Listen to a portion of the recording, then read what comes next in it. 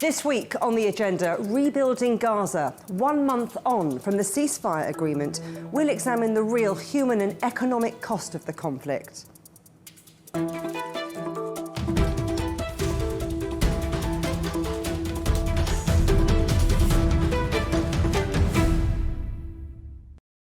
One month after the ceasefire was agreed, Gaza still lies in tatters.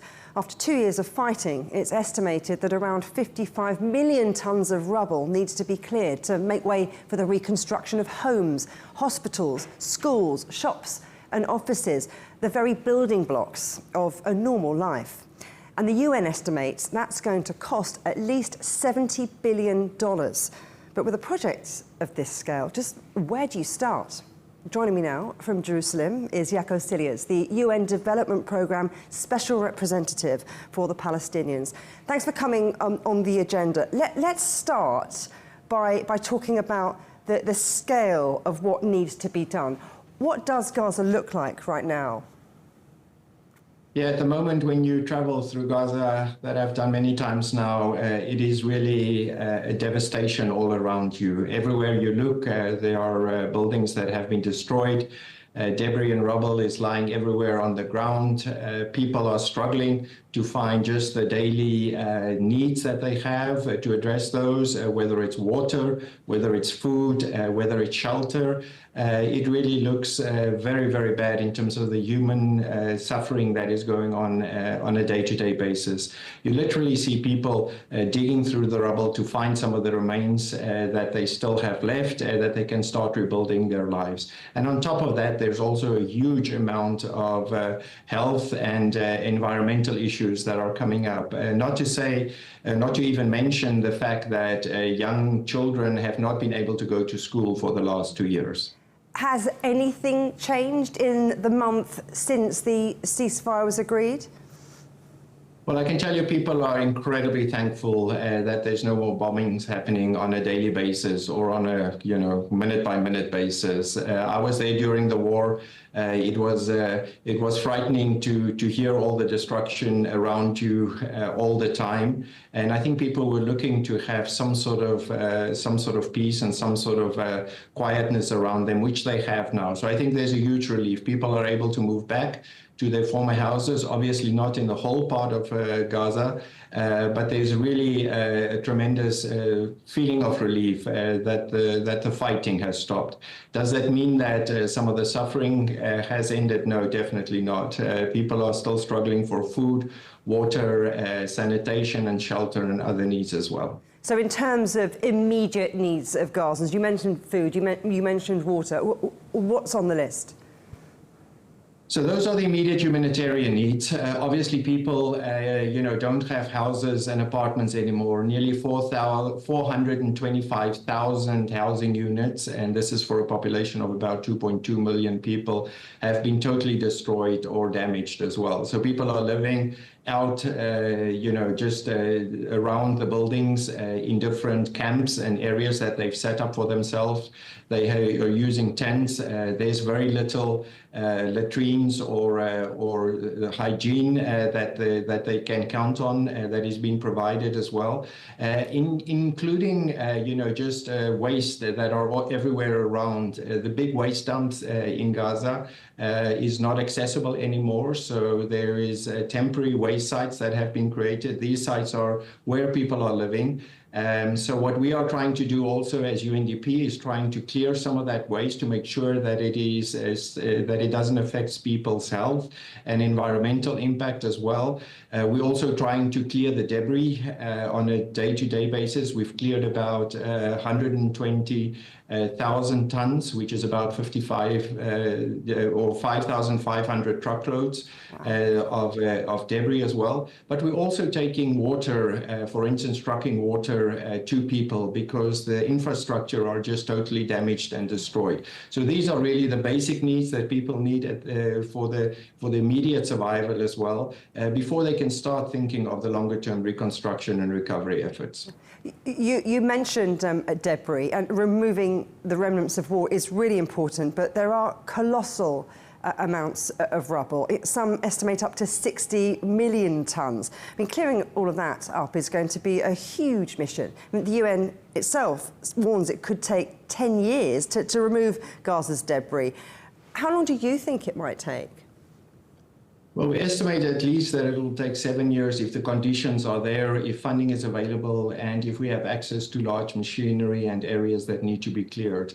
The debris is at least, the first step to allow people to both get the necessary humanitarian services. We are clearing roads, so to make it accessible for people to return to their homes. We're also clearing the debris from areas such as hospitals and schools and basic services where people can just start having a normal life as well. And the big part of the debris clearance also needs to take place for people to restart, to rebuild their houses. During this process, there are a number of challenges that we face. As you mentioned, unexploded ordnances are in the rubble. It's estimated that between 5 to 10% of ammunition typically don't explode, so these continue to be a threat to people. I have heard of children and other people picking up some of these unexploded ordnances, losing their limbs and their lives. So this is real challenges. We also have challenges with asbestos from the damaged houses, so that has to be handled very safely. And then lastly, we also continue to have human remains in these buildings. We have come across such incidents where there were human remains, and then you have to take proper care of how this is managed, identified, and also properly buried. How do you decide where to start with all this? Is it homes? Is it hospitals? Is it roads? Is it schools, shops, offices? I mean, all, as you mentioned, are desperately needed. Yeah, there's a huge amount of needs, but with available support that there are, as well as with the funding, one starts basically with the bare necessities. So food and water are really what people are looking for. Proper shelter at the moment is also tremendous. But then there's also the hospital services, making sure that they can provide the necessary services for people who have increased health issues that they're dealing with. As I mentioned, children haven't been to school for more than 2 years, so opening up safe learning spaces and some of the schools will be critical as an initial start, and then also providing basic services, services that people can count on. At the same time, also there are huge issues with sanitation, so also providing that as part of the shelter rehabilitation that needs to take place is really some of the critical areas that needs to be addressed in the beginning. It's estimated that the damage amounts to $70 billion. So who's going to pay to fund reconstruction? Yeah, this will be a huge challenge because it is indeed a very large amount that is being estimated. I think if one looks at the role of the international community, that will be important. So both bilateral and multilateral institutions providing funding and resources for the rebuilding. Obviously, IFIs will also have to play a role, and they will continue to play an important role. And at the same time, the private sector and businesses will also contribute, both directly and indirectly, by creating jobs, putting money and financing within people's pockets so that they can start paying also for the recovery and rebuilding efforts by themselves. We talked about what needs to be done. We talked about the funding, but who is going to run the reconstruction effort, do you think? Will it be an internationally recognised government body? Is it a global institution like the UNDP? Is it the private sector? So UNDP's mandate is not on the political level. We have a mandate under the General Assembly resolution that established our program to support the socio and economic well-being of the Palestinian people. But obviously, those decisions are critically important now, especially now that we have a ceasefire and that we're looking for stability and long-term peace in Gaza. It will be critical that these governance issues are correctly structured to address the needs of people and also respond to the tremendous challenges in Gaza. Jaco, what are the political challenges to rebuilding Gaza? Well, I think part of the challenge is, that we've also seen is the long-standing conflict that we've had, in Palestine, but also in Gaza. It is something that's not easily resolvable. It is something that has taken decades to be addressed, and it's still very difficult under these circumstances. I think both at a global level, but also at a regional level, people really care about what happened in Gaza, and I think people are looking for peace and prosperity for people in Palestine and in Gaza. And it will be important that people come together in solidarity and address this also, both at a global level, at a regional level, but also at a national level. Everything we're talking about is predicated on the establishment of a stable governing authority in Gaza. I mean, how confident are you that the security situation in Gaza is stabilising?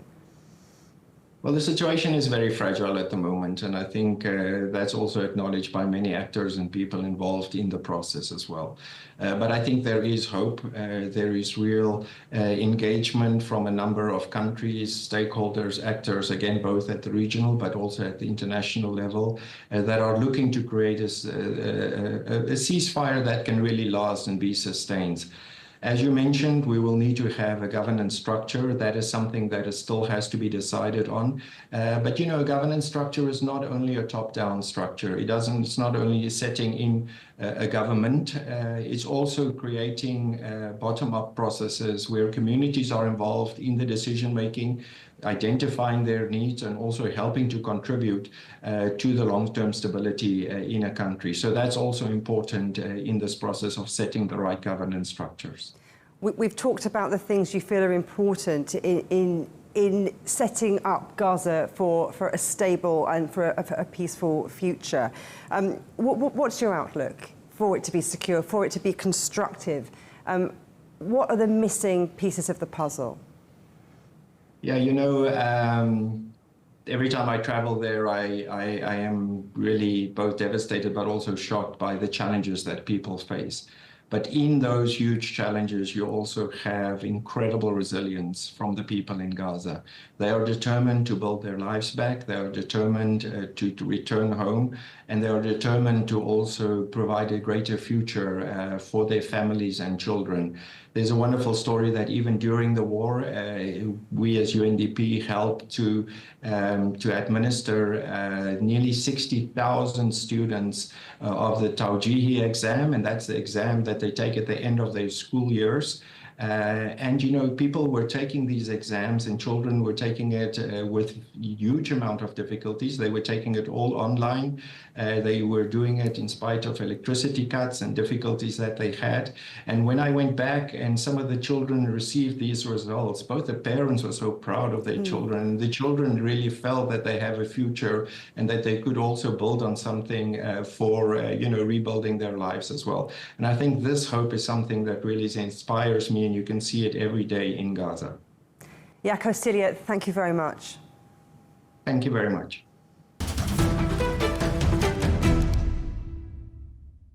And let's continue now with our conversation about rebuilding Gaza and consider some of the details of this rather daunting process.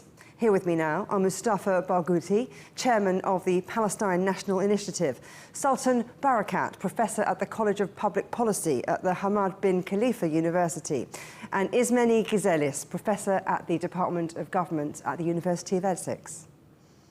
Mustafa, UNICEF estimates more than 70% of the territory's 600 water and sanitation facilities have been damaged or destroyed since the 7th of October 2023.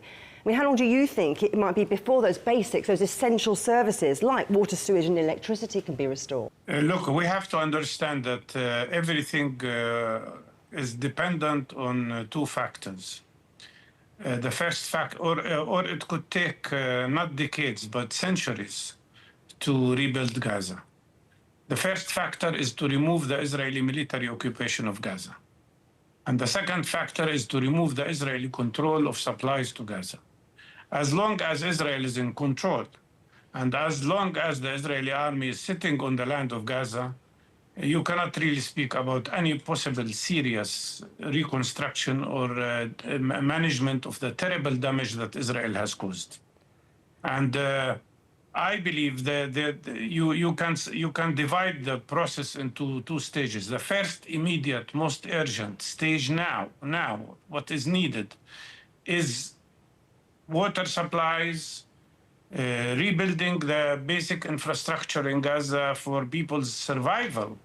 I mean, without clean water, people will keep getting diseases. There are 17,000 injured people who cannot get treatment in Gaza because there are no medical facilities, no sufficient specialists.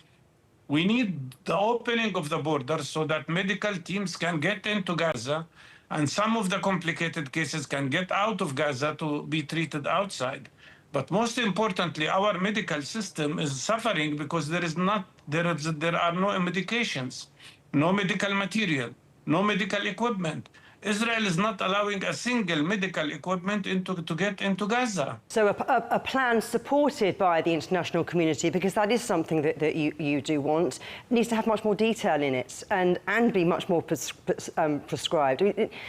But Sultan, yes, I'm also thinking of course, the international community has a duty of supporting the reconstruction. The countries who supplied Israel with all these weapons, tons of weapons that were thrown on the people of Gaza, like United States of America and Germany and Britain and maybe other countries, have a responsibility for the damage they have created. And I will never stop asking and demanding that Israel should be forced to pay compensation for what they have destroyed as well. I know it's not realistic at the moment, but that call should be there all the time. What about the farmland? Because, I mean, we've got big fertility issues here. I think the UN says it will take about 25 years to restore all of that. Sultan, are there any shortcuts? What Dr. Mustafa was saying about not having access is a real problem. Yeah. Again, let's take one example, the rubble. The rubble is not just about clearing it. The Palestinians have the right to find their dead amongst the rubble. They should be treated with the dignity that we have done, the UN missions have done everywhere, including in former Yugoslavia and elsewhere. They had forensic teams to go and identify the dead and bury them properly, because the Palestinians have the same right, like everyone else around this globe, to be treated with that kind of dignity. Then the rubble itself is now contaminated.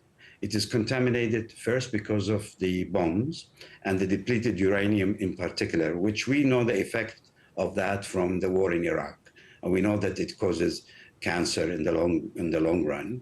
It's also contaminated because of asbestos. Asbestos was very popular in the 1960s and 70s, particularly in the refugee camps, as a material that was seen at the time as cheap and flexible and heat absorbent and all this stuff. It is now all over, and we know the direct link between asbestos dust and cancer, lung cancer. So they can't just be cleared by shovels and get people just to move the rubble around. It has to be treated properly, and for that they need expertise, they need the equipment, and I'm sure they will be capable of doing all this. What is key, I think, is in terms of what happens in between. We can't take 10 years to clear and then start a rebuild. And the alternative is going to be to have all these new settlements planned close to the old settlements, and the understanding that this is temporary. And our experience showed that there has never been any temporary resettlement of Palestinians. Everywhere they went, they ended up there for many, many decades.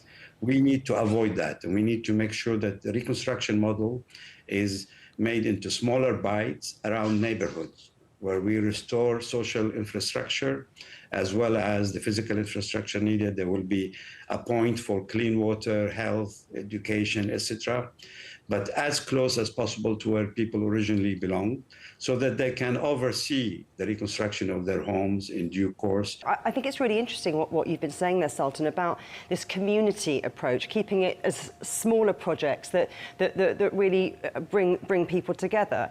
In which case, Ismene, that kind of makes it more important, doesn't it, to talk about things like hospitals and schools? Because about half of Gaza's population before the war was aged under 18. So rebuilding schools and the networks that surround young people are going to be essential to return to any kind of normality, right? Absolutely. But let me also add that the Palestinian people have very high human capital. They're very highly educated. And I think that's not always the case in a lot of countries that have experienced reconstruction. So that's something that we should not forget. But when it comes to priorities, yes, hospitals and basic education will be a priority. But I need to go back to the issue of security. And the security is not only a question about Israel, but also fragmentation. And that's one of the biggest challenges that in a lot of attempts to reconstruct countries face. And the issue of fragmentation by spoilers, groups that might not agree necessarily with whatever agreement has been reached, and how to deal with the spoilers can also be taken into account. Once you have some degree of safety and security, then it is possible to have a reconstruction. You can have engage with local populations. Another thing that is important in engaging with local population is what kind of horizontal networks they have. What kind of, and that's very important what Sultan mentioned, and Mustafa, how Israel was trying to destroy the social fabric, because these horizontal networks are essential to bring the communities together. The other issue is what I mentioned at the very beginning, the question of legitimacy. How do you connect the local populations, the local organizations with some form of leadership in order not to have a decoupling of the values of the local population with whatever might be imposed from the top? And there is a dilemma here for whoever is going to lead this project, a dilemma between being accountable to whoever provides the financial resources and the local populations and what they desire. And this is a very challenging process. I don't think there are easy answers to that, and I don't think there are many cases where very clearly an answer has been provided, maybe with the exception of, since we mentioned nuclear weapons, the case of Japan, and to some extent the German cities, Dresden and Hamburg will be an example of very catastrophic destruction. Mustafa, I think a lot of the optimism after Sharm el-Sheikh may well have dissipated, but I wonder, what is your outlook for a secure and constructive rebuilding of Gaza? Well, you have to understand that we are still under occupation here. Gaza is still under Israeli military occupation, and West Bank is under military Israeli occupation. And to get to real reconstruction and to get to real rebuilding of our lives, we need freedom. We are deprived of freedom. And that's why you cannot say this is just political and other things are economic. No, everything is subjected to this political situation. But I do believe that, look, the Palestinian people are amazingly creative and amazingly resilient. And the people of Gaza are really real heroes that have survived this terrible destruction. And they're not waiting for anybody. They're back to the land, to the rubble that they have. And they are already trying to make their life work. And they will not stop. But that's why the immediate support is so much needed to keep the hope up. The immediate support is so needed to save so many lives, and then we will continue our struggle. I think it is very important what this war has shown is that there will never be peace in this region for anybody unless Palestinians have the right to be free from this terrible occupation. Sultan, in a nutshell, what about you? I agree, and I think it's also in the interest of Israel. You know, occupation has corrupted the Israeli society, all the way from the army down to their political decisions, the way they deal with, even within their own society. They're doing all sorts of things in order to protect an illegal occupation that is really dragging them down the drain. And a lot of them know this. And when you sit with them, they're very clear about this. But for some reason, they're not able to face it. And of course, with the blind support of the United States, you could see the result, that they're leading the United States down the road to a dead end, and the United States does the same for them. The only exception that happened recently was because of Israel's mistake of bombing Doha, I think. It has shown Trump the extent to which Netanyahu is off the leash. And he has had to take, to pull him back slightly and impose this idea of a ceasefire. Now, a lot depends on the United States remaining on board.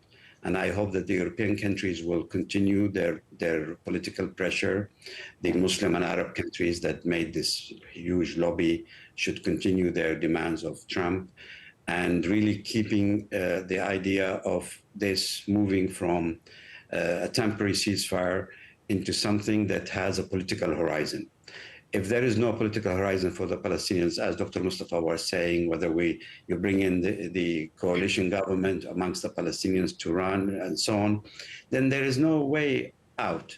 Because what they're offering now, they're not offering the Palestinians international protection, which I would have said, great. We have been calling for international protections for decades. You should come and protect us from our occupier, from the people who are oppressing the Palestinians. But that's not what they're offering. They're offering international administration on behalf of private sector, on behalf of all sorts of stakeholders that do not belong to the land. They're just going to complicate the picture further. And Ismene, just quickly, how hopeful are you in the near term? Well, it's a bit of a challenge to be hopeful because of the lack of clarity of what this plan will look like and how it will be implemented and who is going to provide the security that Sultan mentioned. On the other hand, I have studied conflicts that wage for years and years and decades, and then eventually all the right pieces were in place and they ended. So there is a pathway to end the wars. In this case, might be more complicated than other cases, but I think hope is internal. The most important thing is to have a clarity of who is going to lead this, who is to implement it, who is going to work with the Palestinians to actually rebuild their homes. Ismene, Gizelis, Mustafa Barghouti and Sultan Barakat, thank you all very much. Thank you. Thank you.